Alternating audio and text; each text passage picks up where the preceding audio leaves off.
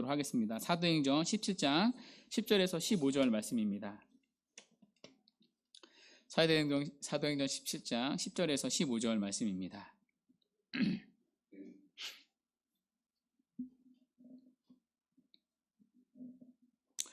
찾으신 줄 알고 우리 10절부터 15절까지 말씀 우리 함께 몇 절 안 되니까요. 한 목소리로 함께 읽도록 하겠습니다. 시작. 밤에 형제들이 곧 바울과 실라를 베레아로 보내니 그들이 이르러 유대인의 회당에 들어가니라. 베레아에 있는 사람들은 데살로니가에 있는 사람들보다 더 너그러워서 간절한 마음으로 말씀을 받고 이것이 그러한가 하여 날마다 성경을 상고함으로 그 중에 믿는 사람이 많고 또 헬라의 기부인과 남자가 적지 아니하나 데살로니가에 있는 유대인들은 바울이 하나님의 말씀을 베레아에서도 전하는 줄을 알고 거기도 가서 무리를 움직여 소동하게 하거늘 형제들이 곧 바울을 내보내어 바다까지 가게 하되 실레와 디모데는 아직 거기 머물더라. 바울을 인도하는 사람들이 그를 데리고 아덴까지 이르러 그에게서 실라와 디모데를 자기에게로 속히 오게 하라는 명령을 받고 떠나니라. 아멘. 지난 시간 우리는 데살로니가 교회가 세워진 이야기를 보았습니다. 데살로니가 교회는 유럽의 두 번째 교회였죠. 자, 유럽의 첫 번째 세워진 교회는 어디였죠? 빌립보 교회였습니다. 자, 이어서 두 번째 교회는 데살로니가 교회였습니다. 자, 세 번째 교회가 오늘 본문의 교회입니다. 바로 베레아 교회입니다. 자, 먼저 지도를 한번 보시겠어요? 자, 여기가 이제 베레아 지역인데요. 위에 보시면 데살로니가 도시가 있습니다. 데살로니가에서 베레아는 72km의 거리입니다. 여기서 천안 조금 안 되는 거리인데요. 걸으면 3일에서 4일 정도의 거리입니다. 자, 그런데 이 베레아 지역은요, 이 산기슭에 있습니다. 그러니까 산기슭에 있는 작은 도시입니다. 그러니까 주요 도시가 아닙니다. 지금까지 바울은요, 주요 도시에서 복음을 전했습니다. 첫 번째 세워진 빌립보 교회는 마가도니아의 첫 성이었죠. 두 번째 데살로니가 교회는 마가도냐 전체의 수도였습니다. 자, 그러니까 바울은요, 주요 도시를 거점으로 복음을 전했습니다. 자, 그에 반해 베레아 지역은요, 산기슭에 있습니다. 그러니까 쉽게 말하면 촌 동네입니다. 그러니까 도시에서 떨어진 외딴 곳에 위치해 있습니다. 자, 그러면 바울이 왜 산기슭에 와 있겠습니까? 자, 바울은 급히 데살로니가에서 도망쳐 나왔기 때문입니다.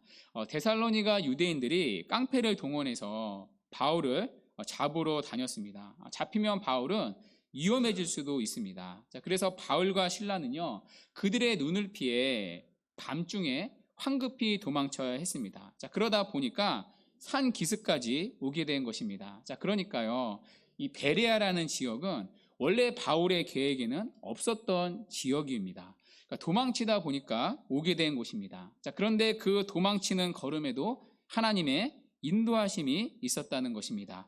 도망쳐서 왔는데 거기에 하나님의 계획이 있었습니다. 여러분, 우리도 인생을 살다 보면요, 내 뜻대로 되지 않을 때가 있습니다. 계획대로 되지 않을 때가 있죠. 나는 살면서 내 계획대로 됐다, 그런 사람 한 사람도 없습니다. 예수를 믿고 나선 더욱더 그렇죠. 왜냐하면 예수님의 뜻대로 이제부터 살아야 하니까요. 저도 개인적으로 예수를 믿고 나서 제 계획과 제 뜻대로 된 적이 많이 없습니다. 그런데 뒤돌아보면요, 그게 하나님의 은혜라고 고백되는 때가 또 반드시 있습니다. 내 뜻대로 되지 않을 때 거기에 하나님의 이야기가 우리의 삶 가운데 들어옵니다. 그러니까 뒤돌아보면 그걸 깨닫는 거죠. 그래서 잠언 16장 9절은 이렇게 말씀합니다. 사람이 마음으로 자기의 길을 계획할지라도 그 걸음을 인도하는 자는 여호와시니라. 오늘 바울의 걸음이 그랬습니다. 그러니까 베레아는요, 원래 바울의 계획이 없었던 곳입니다. 도망치다가 오게 된 곳이 베레아였습니다. 자, 그런데 거기에 하나님의 놀라운 섭리와 또 구원과 계획이 있었습니다. 자, 오늘 베레아 교회가요, 그렇게 세워진 교회입니다.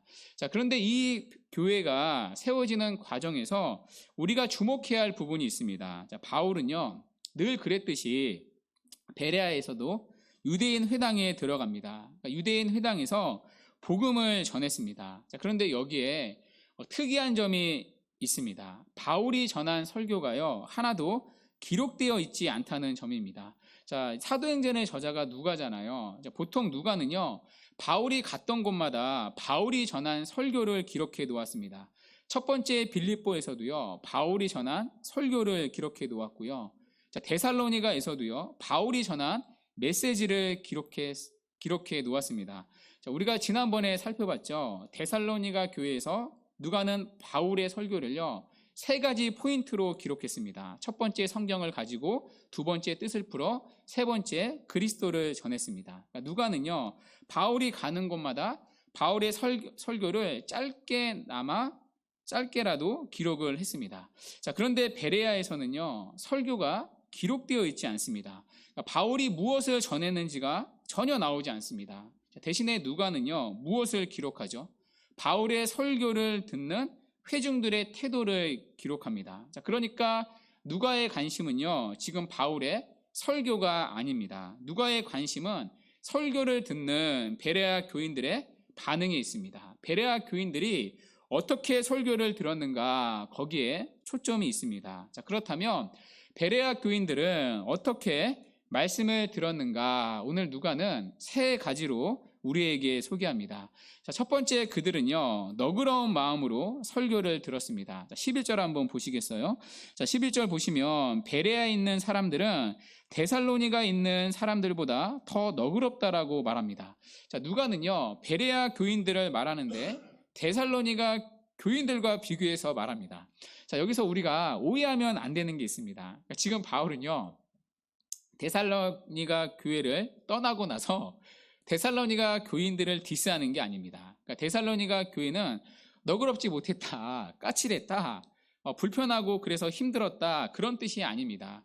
데살로니가 교인들도요, 말씀을 정말 잘 들었습니다. 자, 그 증거가 데살로니가전서 2장 13절에 있는데요, 우리 이 구절을 같이 한번 읽어볼게요. 자, 시작. 이러므로 우리가 하나님께 끊임없이 감사함을 너희가 우리에게 들은 바 하나님의 말씀을 받을 받을 때 사람의 말로 받지 아니하고 하나님의 말씀으로 받음이 진실로 그러하도다. 이 말씀이 또한 너희 믿는 자 가운데서 역사하느니라. 아멘. 여러분, 데살로니가는요, 교인들은 설교를 어떻게 들었대요? 사람의 말로 받지 아니하고 하나님의 말씀으로 받았다고 말합니다. 자, 그 결과 어떤 일이 일어났죠? 그 말씀이 너희 믿는 자 가운데 역사했다고 말합니다. 자, 그러니까 데살로니가 교회도요, 설교를 정말 잘 들었습니다. 여러분은 지금 설교를 어떻게 듣고 계십니까? 데살로니가 교회는 사람의 말로 받지 아니하고 하나님의 말씀으로 받았습니다. 자, 그러니까 멍하니 듣지를 않았겠죠. 그리고 팔짱을 끼고서 고개를 숙이고 있거나 아니면 삐딱하게 앉아서 듣지를 않았을 것입니다. 귀는 쫑긋 세우고요, 경외함을 가지고 말씀을 경청했을 것입니다. 선포되어지는 말씀을 하나도 놓치지 않으려고 집중해서 들었을 것입니다. 그리고 말씀 앞에 자기를 복종시키며 그 말씀을 들었을 것입니다. 하나님의 말씀으로 받았기 때문이죠. 자, 그 결과 그 말씀이 그 가운데 실제로 역사했다고 말합니다. 여러분, 이 정도만 해도요, 충분히 칭찬받을 만한 교인입니다. 데살로니가 사람들만큼 훌륭한 청중을 찾기도 쉽지가 않습니다. 자, 그러니까 바울은 지금 데살로니가 교회를 돌려서 디스하는 게 아닙니다. 자, 그럼에도 불구하고 누가는요, 베레아 사람들을 가리켜 이 데살로니가에 있는 사람들보다 더 너그러웠다고 말합니다. 자, 여기 더 너그럽다는 말은요, 의미가 좀 모호합니다. 더 너그럽다? 여러분, 어떤 의미일까요? 이 너그럽다는 말을요, 헬라어 원어로 보면 유게네스라는 단어입니다. 이 단어는 두 가지 뜻이 있습니다. 하나는요, 도량이 넓은이라는 뜻입니다. 그러니까 마음이 넓다라는 뜻이죠. 마음이 넓다라는 건 마음이 그만큼 열렸다는 뜻입니다. 그러니까 적극적으로 말씀을 배우려고 했다는 뜻입니다. 그러니까 겸손하고 깨어져 있는 거죠. 나는 말씀을 들어야 할 사람이다. 나는 오늘도 말씀을 들어야 사는 사람이다. 나는 말씀의 도움이 절실히 필요한 사람이다. 그런 마음으로 설교에 이제 들어갔던 것입니다. 그러니까 말씀을 들으려고 하는 마음이 열려져 있습니다. 설교를 전하다 보면요, 벽에 부딪히는 느낌이 들 때가 있습니다. 듣는 성도들의 마음이 닫혀져 있다 느껴질 때가 있습니다. 자, 그러면 설교를 전하는 게 너무나 힘듭니다. 여러분, 설교는 청중을 향해 전하는 행위이잖아요. 그러니까 인격적인 커뮤니케이션이죠. 자, 그러다 보니 여러분의 태도가요, 설교를 전하는 자에게 영향을 미칠 수밖에 없습니다. 그러니까 설교자도 사람인지라 설교를 듣는 회중의 반응에 따라 힘을 얻기도 하고요, 힘이 빠지기도 합니다. 그러니까 설교를 하는데 누군가가 졸거나 다른 것들을 들여다보고 있으면 아무래도 힘이 빠지기 마련입니다. 반대로 설교를 잘 듣고 있다는 반응이 보이면요, 힘이 나는 게 사실입니다. 내 말씀은 정말 부족하지만 그래도 잘 들으려고 마음을 열어주고 계시는구나, 그러니까 반응이 보이면 힘이 나는 게 사실입니다. 자, 그런데 베레아 교인들은요, 마음이 활짝 열려져 있었습니다. 예수님의 씨 뿌리는 비유를 빌리자면 마음의 밭이요, 좋은 땅이었다는 얘기입니다. 길가나 돌짝밭이나 가시 떨기 위가 아니라 마음의 좋은 밭을 가지고 있었다는 얘기입니다. 자, 그러니 말씀의 씨앗이 뿌려지는 대로 마음의 밭에 가서 딱딱딱 심겨지는 겁니다. 말씀의 씨앗이 가다가 벽에 부딪혀서 땅에 떨어지는 게 아니라 마음의 밭에 그대로 가서 차곡차곡 그 씨가 심겨지는 겁니다. 자, 그러니 자연히 그 말씀이 그들 가운데 열매를 맺게 되었다는 것입니다. 자, 또 하나 너그럽다, 헬라어 유게네스라는 단어는요, 어떤 의미가 있냐면 문자적으로 태생이 좋은이라는 뜻이 있습니다. 그러니까 좋은 가문에서 태어났다는 뜻입니다. 자, 고린도전서 1장에 보면요, 바울이 너희 중에 문벌이 좋은 자가 많지 아니하도다라고 말합니다. 자, 그때 문벌이 좋은 자가요, 오늘 본문에 유게네스라는 단어입니다. 자, 그래서 영어 성경에 보면요, 이 너그럽다를 모아 노블이라고 번역을 했습니다. 그러니까 더 고상한, 더 고귀한이라는 뜻입니다. 자, 그런데요, 여러분, 누가 그렇다고요? 베레아 사람들이요. 누구보다요? 데살로니가 교인들보다요. 자, 그런데 여러분, 인간적인 눈으로는요, 그렇지가 않습니다. 데살로니가는요, 마게도냐 전체의 수도였습니다. 그러니까 수도다 보니 모든 게 수준이 높았겠죠. 자, 반대로 베레아는요, 산기슭에 있는 작은 도시입니다. 그러니까 외딴 곳에 위치해 있는 촌 동네입니다. 자, 그러면 여러분, 상식적으로 어느 쪽이 더 문벌이 좋습니까? 어느 쪽이 더 태생이 좋습니까? 더 문벌이 좋고 더 배운 사람은요, 데살로니가 교인들입니다. 자, 그런데 사도행전의 저자인 누가는요, 의도적으로 이 표현을요, 데살로니가 교인이 아니라 베레아 사람들에게 사용하고 있습니다. 자, 왜일까요? 하나님의 눈에는 더 큰 대도시의 사람들, 더 많이 배우고 사는 사람들이 아니라 하나님의 말씀에 바르게 반응하는 사람들이 훨씬 더 고귀하고 고상해 보인다는 뜻입니다. 그러니까 누가 하나님 앞에 정말 고귀하고 고상한 자인가? 하나님의 말씀에 바르게 반응하는 자라는 것입니다. 너그러운 마음처럼 마음의 좋은 밭을 가지고 있는 사람들이 하나님 보시기에 훨씬 더 고귀하고 고상한 자라는 것입니다. 오늘 베레아 교인들은요, 이처럼 너그러운 마음을 가지고 있었습니다. 바라기는 저와 여러분들에게도 이 너그러운 마음이 있기를 바랍니다. 그래서 우리 좋은 씨앗 교회가 하나님 보시기에 다른 교인들보다 더 고귀하고 고상한 자가 되기를 간절히 소원합니다. 자, 이어서 두 번째, 베레아 교인들은 어떤 마음을 가지고 설교를 들었는가? 자, 그들은 간절한 마음을 가지고 설교를 들었습니다. 자, 본문 1절에 보면요, 간절한 마음으로 말씀을 들었다고 말합니다. 여기 간절한 마음도요, 이제 두 가지 의미가 있는데요. 하나는 자원하는 마음, 사모하는 마음으로 말씀을 들었다는 뜻입니다. 어렵지 않으시죠? 그러니까 어떻게든 은혜를 받고자 하는 가라한 마음으로 말씀을 들었다는 뜻입니다. 여러분, 가라한 마음에 하나님은 은혜를 주십니다. 여러분, 간절함이 있으면요, 은혜가 있어요. 간절함이 있으면요, 사실 예배 때 말씀까지 올 것까지도 없습니다.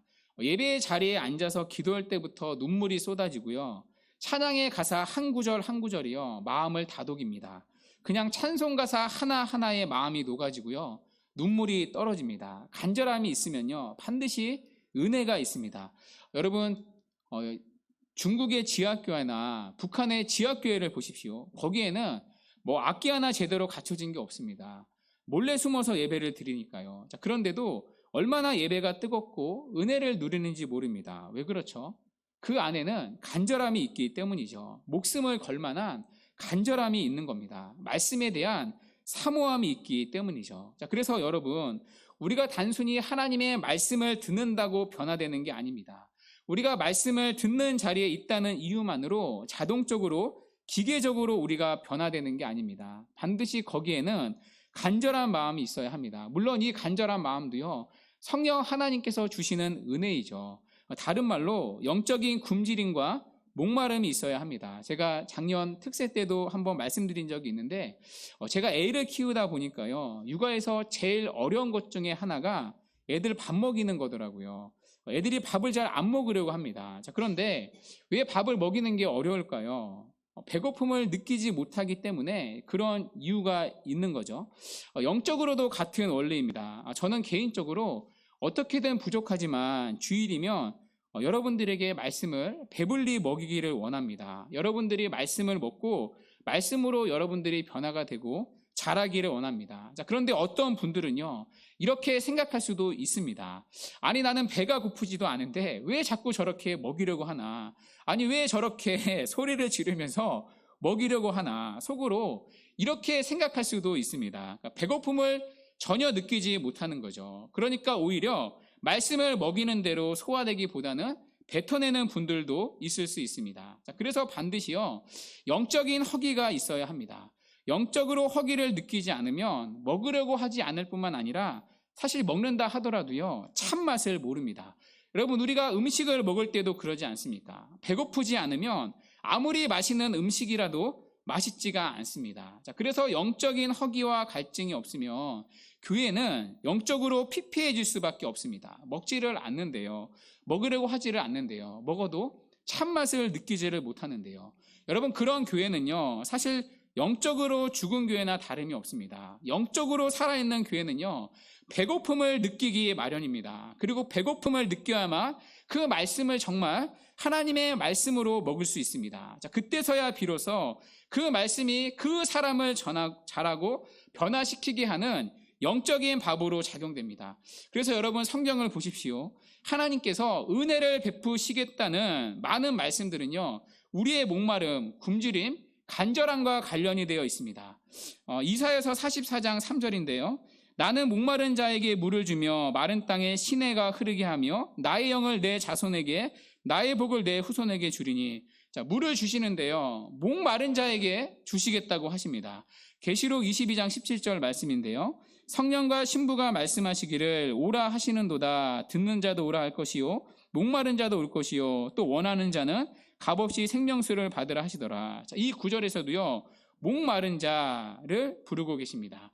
이처럼 성경에 하나님께서 은혜를 베푸시겠다는 많은 말씀들은요, 우리의 목마름, 우리의 굶주림, 간절함과 관련되어 있습니다. 자, 그런데 오늘 베레아 교인들에게는요, 이 마음이 있었다는 거죠. 베레아 교인들은 정말 간절한 마음으로 하나님의 말씀을 들었습니다.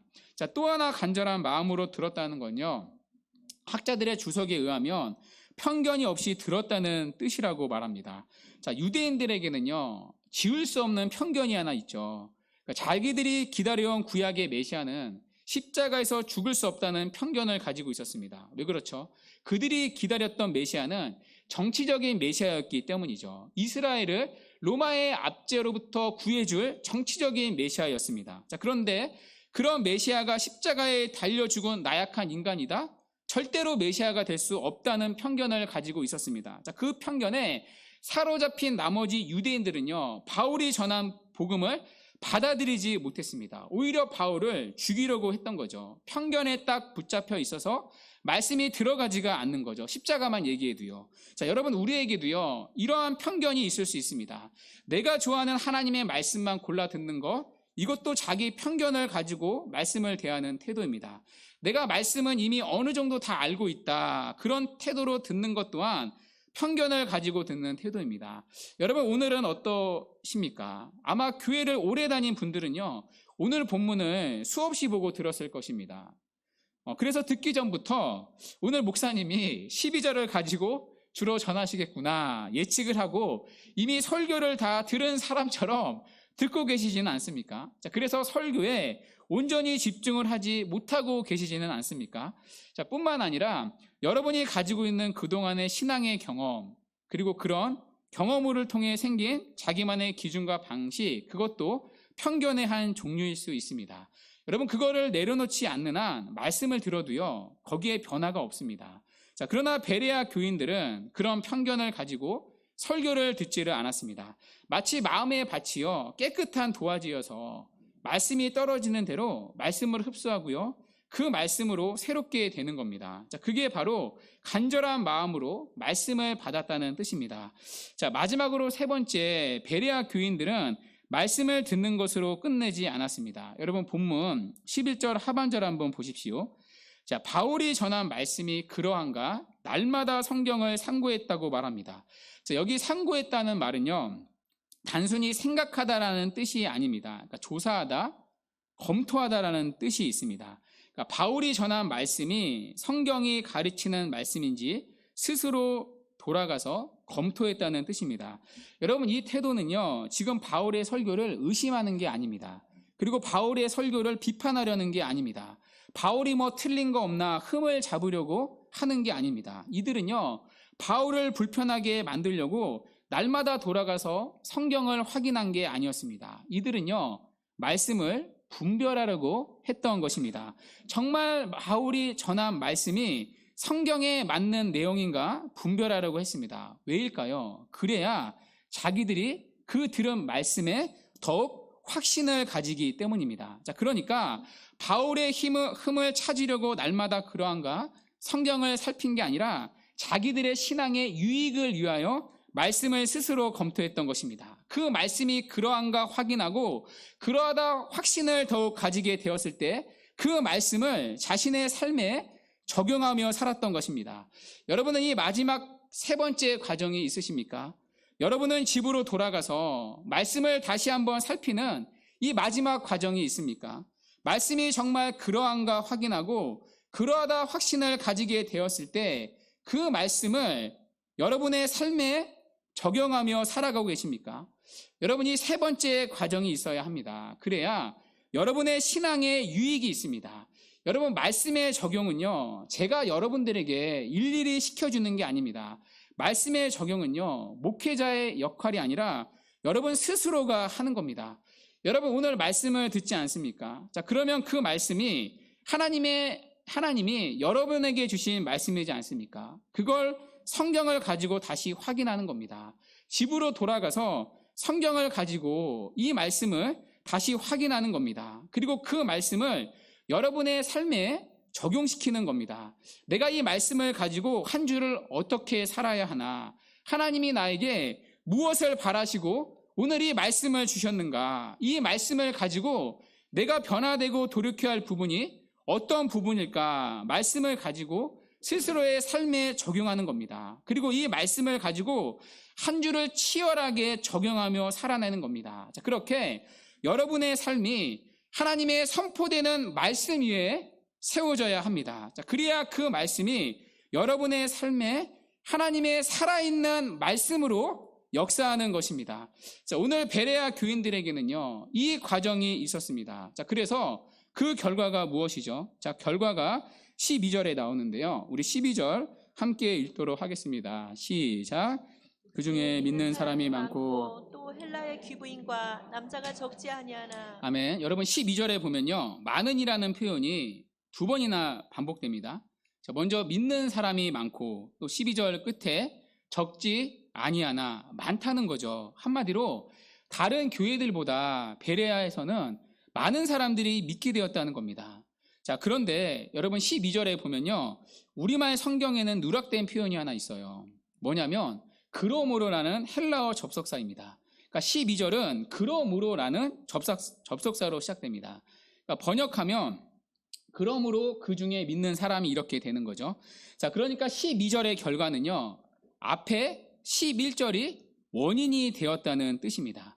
왜 베레아에서는 많은 사람들이 믿게 되었는가? 첫 번째, 그들은 너그러운 마음으로, 두 번째, 그들은 간절한 마음으로, 세 번째, 그들은 날마다 그러한가 성경을 상고해서, 한마디로 좋은 마음의 밭이어서 베레아 교회에 영적인 부흥이 일어났다는 것입니다. 자, 그런데요. 자, 부흥이 일어날 때 꼭 방해하는 사탄의 역사가 있습니다. 여러분 13절 한번 보십시오. 자, 데살로니가에 있던 유대인들이요. 베레아까지 쫓아옵니다. 여러분 이들도요. 이 정도면 참 대단한 여신이죠. 극성스럽게도 바울을 괴롭힙니다. 자, 그래서 바울이요. 베레아 교회를 떠나게 되었습니다. 자, 그러면 이후에 베레아 교회는 어떻게 되었을까요? 여러분 바울이 떠나고 난 후에 이 교회에 어떻게 되었을까요? 이 부분을 우리가 상세히 알 수가 없습니다. 왜냐하면요. 바울이 베레아 교회에 보낸 편지가 우리 손에 들려지지 않았기 때문입니다. 여러분 바울은요. 자기가 세운 교회를 떠나고 나서는 교회에 편지를 보냈습니다. 자, 첫 번째 세운 교회가 빌립보 교회죠. 자, 빌립보 교회를 세우고 나서 훗날 빌립보 교회에 편지를 보냈습니다. 그게 뒤에 있는 이제 빌립보서이죠. 자, 데살로니가 교회를 세우고 나서도요.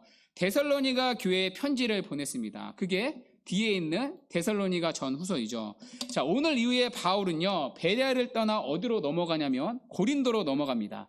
자, 고린도 교회를 세우고 나서도 편지를 보내었습니다. 그게 여기 뒤에 나오는 고린도 전후서이죠. 자, 그런데 바울이요. 왜 이렇게 세운 교회마다 편지를 보냈을까요? 그 교회들마다 문제가 터졌기 때문입니다. 그 문제를 수습하기 위해서 편지를 보내었습니다. 자, 그런데요. 베레아 교회에 보낸 편지는 성경에 없습니다. 여러분 혹시 베레아서를 성경에서 보신 분 계십니까? 베레아에 보낸 편지는 없습니다. 이단 중에 베레아 교회는 있어도 성경에 베레아서는 없습니다.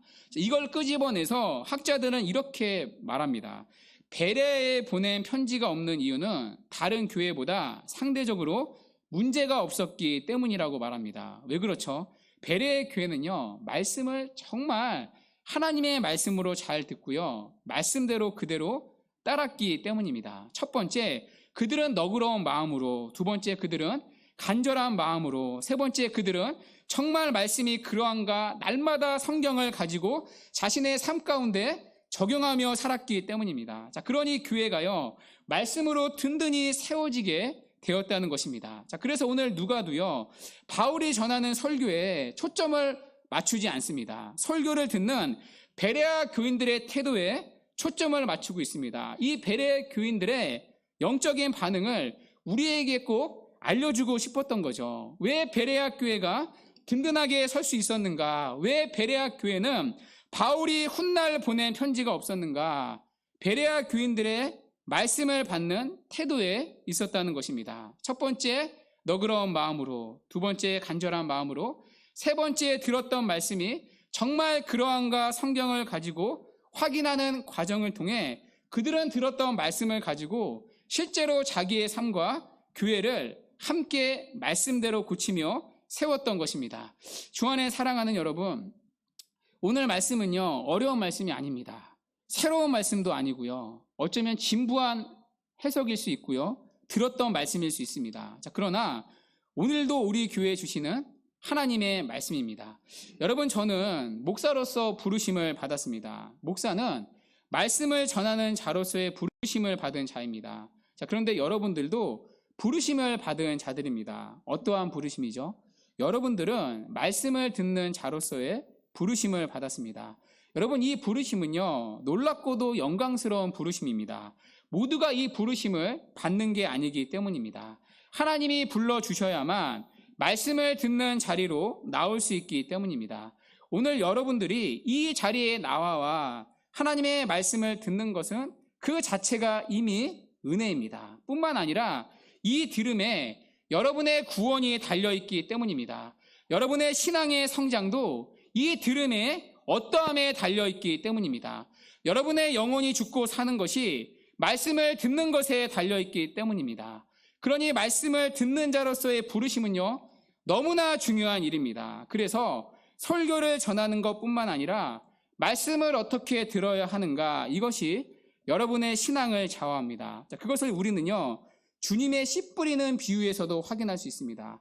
여러분, 복음서에 보면요, 씨 뿌리는 자의 비유가 나옵니다. 자, 그런데 거기서 예수님의 초점은요, 씨 뿌리는 자가 아닙니다. 초점은요, 씨를 받아들이는 네 종류의 땅입니다. 길가, 돌짝, 가시떨기, 좋은 땅, 네 종류의 땅이 나옵니다. 씨 뿌리는 자는요, 동일한 씨를 뿌립니다. 자, 그러나 씨를 받아들이는 네 종류에 따라 결과가 다릅니다. 그 중에 유일하게 열매를 맺는 땅이 하나 있습니다. 바로 좋은 땅 하나입니다. 좋은 땅 하나만 열매를 맺습니다. 자, 그러니까 씨 뿌리는 자의 초점은 간단하죠. 결국에 열매를 맺는 신앙이란 듣는 것이 결정한다는 것입니다. 씨 뿌리는 자보다 중요한 건 씨를 받는 땅의 상태, 마음밭의 상태라는 것입니다. 좋은 땅만이 열매를 맺습니다. 자, 그래서 오늘 누가의 초점도요, 바울의 설교가 아닙니다. 오늘 누가의 초점도요, 좋은 땅에 있습니다. 그 좋은 땅이 좋은 마음의 밭이 바로 베레아 교인들의 마음의 밭이었다는 것입니다. 주 안에 사랑하는 여러분, 우리 교회가요, 이런 좋은 땅이 되기를 바랍니다. 여러분, 우리 교회 이름이 좋은 씨앗 교회이잖아요. 복음이라는 좋은 씨앗을 뿌리는 교회만이 아니라 그 씨앗이 열매를 맺게 되는, 떨어지는 대로 열매를 맺게 되는 좋은 땅, 좋은 마음의 밭 교회가 되기를 바랍니다. 좋은 마음의 밭으로 기경되는 은혜를 우리 하나님께서 우리 가운데 풍성히 주시기를 바랍니다. 그래서 첫 번째, 너그러운 마음으로 말씀을 듣는 겁니다. 딱딱한 마음이 아니라 부드러운 마음으로, 정말 제가 전하는 말씀이 부족하지만 그렇게 듣는 겁니다. 나는 오늘도 말씀을 들어야 하는 사람이다. 나는 말씀의 도움이 오늘도 너무나도 필요한 사람이다. 나는 오늘도 말씀으로 돌이켜야 내 영혼이 살아날 수 있다. 그런 마음으로 말씀을 듣는 겁니다. 두 번째, 간절한 마음으로 듣는 겁니다. 비판자나 평가자가 아니라 겸손하고 온유하게 갈급한 마음으로 듣는 겁니다. 그리고 내가 가지고 있던 신앙의 편견을 버리고 말씀이 옳다 하는 대로 그 말씀을 받아들이는 겁니다. 세 번째, 들은 말씀을 가지고 집으로 돌아가서 성경을 펴서 확인하는 겁니다. 제가 전한 말씀을, 성경을 가지고 여러분들이 분별하는 겁니다. 저 역시 말씀에 오류가 있을 수 있기 때문입니다. 자, 그러나 그 말씀이 성경의 메시지와 같다면 그 말씀을 따라 여러분들의 삶을 치열하게 살아내는 겁니다. 그렇게 여러분의 삶을 하나님의 말씀에 세우는 겁니다. 그럴 때 성경의 저자이신 성령 하나님께서 주시는 영적인 부흥이 있게 될 것입니다. 그리고 그런 달라진 우리의 모습을 통해 반드시 선한 영적인 영향이 있게 될 것입니다. 우리 교회에 오는 새로운 분들도 그런 말씀에 선한 도전과 영향을 받게 될 것입니다. 그 결과 12절에 이 그러므로의 결과가 우리 가운데도 있게 될 것입니다. 주 안에 사랑하는 여러분, 하나님께서 우리 교회에게 이런 영적인 은혜를 주시기를 간절히 기도합니다. 그리고 여러분들도 꼭 기도해 주시기 바랍니다. 그래서 메말라 가는 이 조국교회 가운데 하나님의 말씀을 신실하게 전하는 설교자들만이 아니라 하나님의 말씀을 너그러운 마음으로, 또 간절한 마음으로, 그리고 그 말씀 위에 자기의 삶을 세워가는 참된 영적인 부요와 영광이 다시 한번 일어나는 복된 은혜가 있기를 주님의 이름으로 간절히 축원합니다. 아멘. 이제 우리 다 같이 일어나셔서